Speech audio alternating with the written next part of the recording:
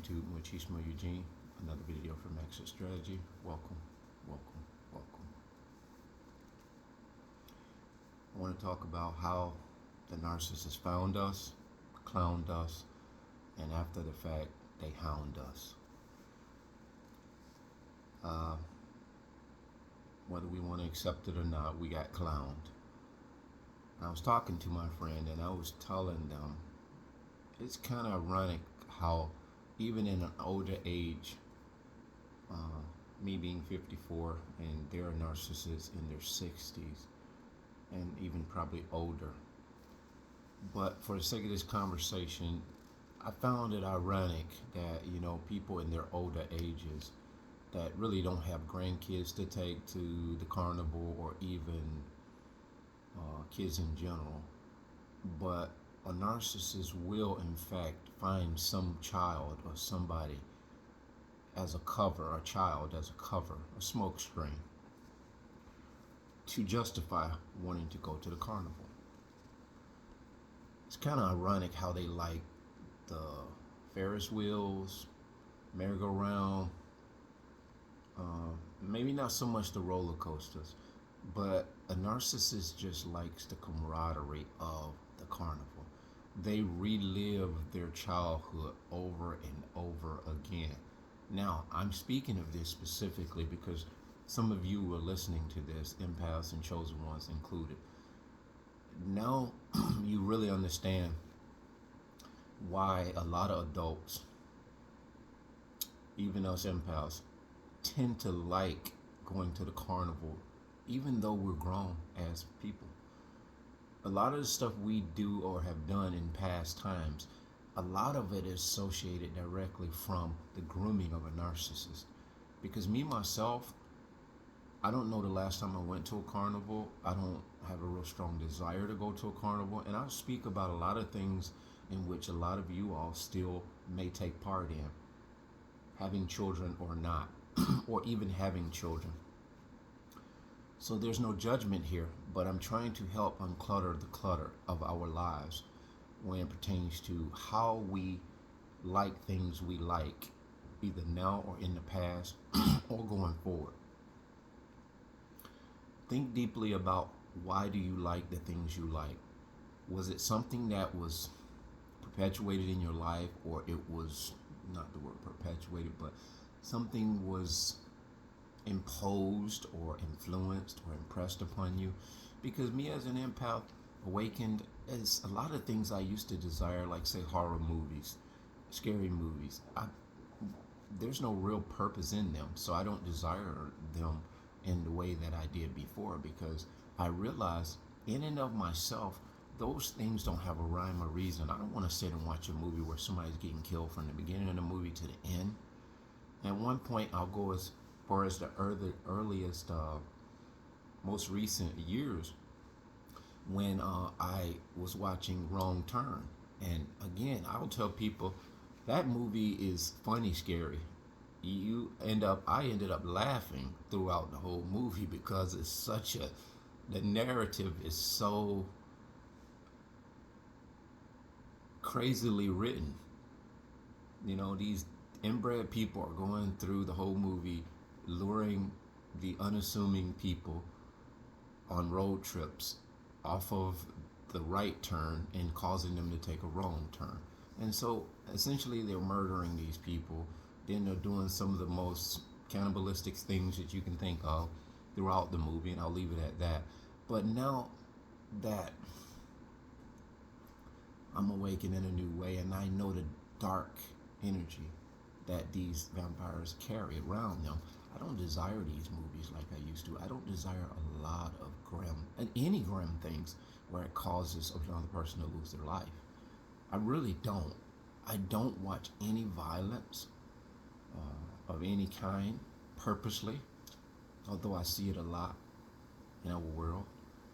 I can't sit there and just watch a whole movie of this stuff. That's just me. So back to the carnival thing. These people clown us when they meet us. They found us, they clowned us. So when they go to these movies, or not the movies, they go to these carnivals, it's not for the children or the grandchildren. It's for them. Because they're continuing to live their childhood over and over again. They don't want to grow up. It's the Peter Pan effect. And so they clown you.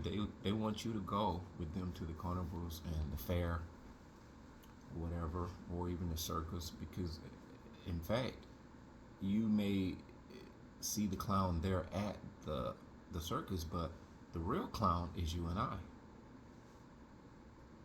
We're the real clowns because they're looking at us like they suck at us.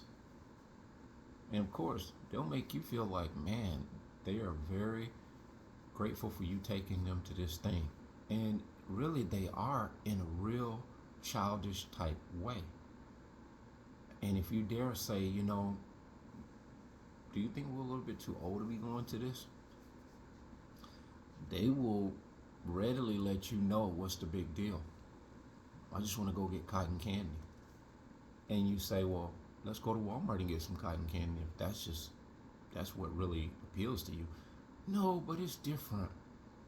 And they're telling you the truth. It is different because they need to be in that environment all over again. They never grow up. They are Toys R Us kids. And this is what belies their illness as to why when you try to have civil adult conversations, they are on a whole nother page. They are not even connected with what you're talking about. So you'll find it very difficult to try to have an adult conversation in hopes that they are connecting with what you're talking about. I lived this. And it makes perfect sense now that I know what I was dealing with. But in the moment, you don't understand that you're on an adult level and they're not. And so when they begin to clown you, you realize you awakened. You bounce or they bounce because you figured them out. So they take their circus horse and pony show and they move along. But they're not done with you because now they have to hound you. They seek you out like a hound dog. Relentless, some of them. And in some of you guys' cases, they let you go on your merry way because you're probably too powerful, an empath or a chosen one. You figured them out in a major way, such as my situation. You can hear a rat pee on cotton right now because I have not heard a peep out of this individual. And I tell you guys this all the time. I could walk to her house in about 3 to 5 minutes on foot. I could drive by her house in less than 2 minutes or a minute. She lives very close. And I've probably seen her in the 4 years she's been gone. I've probably seen her face physically maybe 5 times. They go into hiding because in a major way I not only discovered who and what I was living with, I exposed them to their brother. Again, in order to get them out of my house. And it worked. It worked. I tell anybody, and I'll tell you guys who haven't listened to my channel before, and I'll forever keep reminding you all, if you ever want to get rid of these roaches, which is what they are, and I just had an infestation in the downstairs living apartment. I mentioned that in another video, and I mentioned roaches a lot, and ironically, the Narcissist family that lived downstairs left an infestation. They left their evil, dark, disgusting spirit with them by way of roaches. And so they were out of here. They got out of here like a roach with the lights on. And that was paramount because I needed them to get out of my house. And to my point I was trying to make before I interjected that, if you want to get rid of these individuals out of your house, and you own the house or you're renting and they've taken up residence, if you don't have any real connection with them by way of legal marriage or anything like that, and I did, and I still am married to her, unfortunately, leave your house without saying a word, without letting anyone know where you're going, sleep in your car for a few days, if not a week, have the means and the provisions to shower and do what you need to do wherever you need to do it. Go to your 9 to 5 uh, and upon your shift being over, you retreat to wherever you need to retreat to, and uh, you lay your head there for a few days up to a week. If you've given them notice to leave your house and they want, in these specific cases, I'll recommend you do this. And in 3 or 4 or 5 days, max, probably week max, they will all but have left.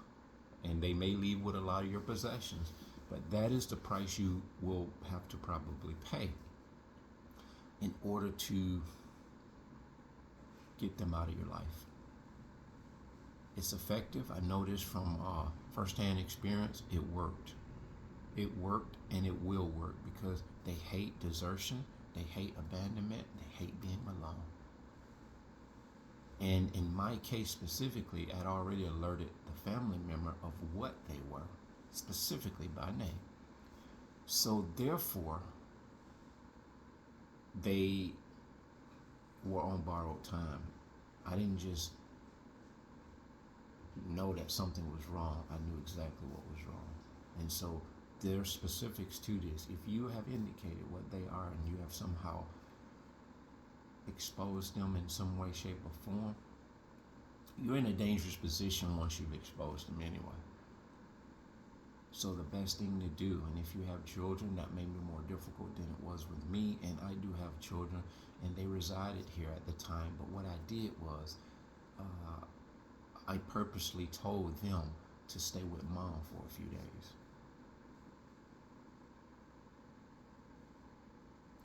As I began to retreat from my own home.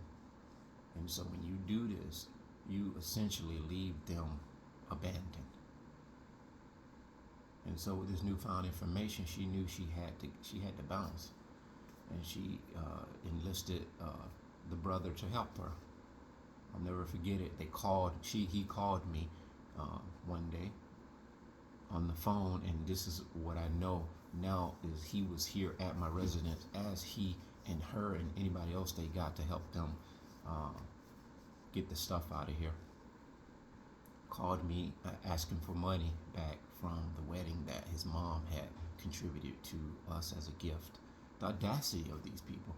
When you know what you know about them, they're still begging you for something that they gave you. Petty, right? Childish. You're dealing with children.